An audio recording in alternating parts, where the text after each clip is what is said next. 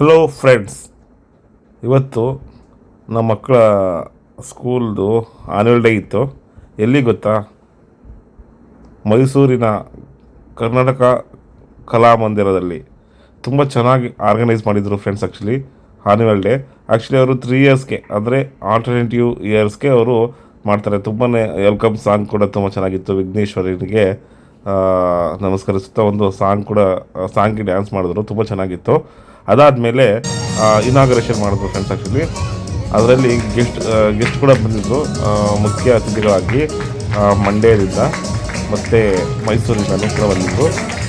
Inauguration ಆದಮೇಲೆ ಅವರಿಗೆ ಸ್ವಾಗತ ಭಾಷಣ ಕೂಡ ಮಾಡಿದ್ರು. ಅವರಿಗೆ ಸ್ಕೂಲಿನ ಎಚ್ ಎಮ್ಮು ಆಮೇಲೆ ಅವರಿಗೆ ಸನ್ಮಾನವನ್ನು ಕೂಡ ಮಾಡಿದ್ರು. ಅದರಲ್ಲಿ ಮೈಮ್ ರಮೇಶ್ ಕೂಡ ಭಾಗವಹಿಸಿದರು. ಅದಾದಮೇಲೆ ಮಕ್ಕಳ ಇದು ಕಲ್ಚರಲ್ ಪ್ರೋಗ್ರಾಮ್ಸು ಶುರುವಾಯಿತು. ತುಂಬ ಚೆನ್ನಾಗಿತ್ತು. ಇದು ನಮ್ಮ ಮಗಳು ಡ್ಯಾನ್ಸ್ ಆಡ್ತಾ ಇರೋದು ಸಾಂಗ್ಗೆ. ಅದಾದಮೇಲೆ ನಮ್ಮ ಮಗನೂ ಕೂಡ ಡ್ಯಾನ್ಸ್ ಆಡ್ತಾನೆ. ನೆಕ್ಸ್ಟ್ ಸಾಂಗು ನೋಡಿ ಬರುತ್ತೆ. ಇದು ನಮ್ಮ ಮಗಂದು ಡ್ಯಾನ್ಸು ಸಾಂಗು ಚೆನ್ನಾಗಿತ್ತು. ಓವರಾಲಾಗಿ ಚೆನ್ನಾಗಿತ್ತು. ಒಳ್ಳೆ ಕಾಸ್ಟ್ಯೂಮು, ಒಳ್ಳೆ ಸ್ಟೇಜು ಚೆನ್ನಾಗಿ ಮಾಡಿದ್ರು. No problem. ಚೆನ್ನಾಗಿ ಇಷ್ಟ ಆಯಿತು. ಪರವಾಗಿಲ್ಲ, ಕೊಡ್ಬೋದು. 2,000 ರೂಪಾಯಿ ಕೊಟ್ಟಿದ್ದಕ್ಕೂ ಸಾರ್ಥಕ ಆಯಿತು. ಪರವಾಗಿಲ್ಲ. ನೋಡಿ ಇಲ್ಲಿ ಆಡ್ತಾವನೆ ಗೂಬೆ ಥರ. ನೋಡಿ ಹೆಂಗೆ ಆಡ್ತಾವನೆ ಇಲ್ಲಿ ಈ ಕಡೆ ಲಾಸ್ಟಲ್ಲಿರೋನು. ಚೆನ್ನಾಗಿತ್ತು ಫ್ರೆಂಡ್ಸ್ ಓವರಾಲಾಗಿ.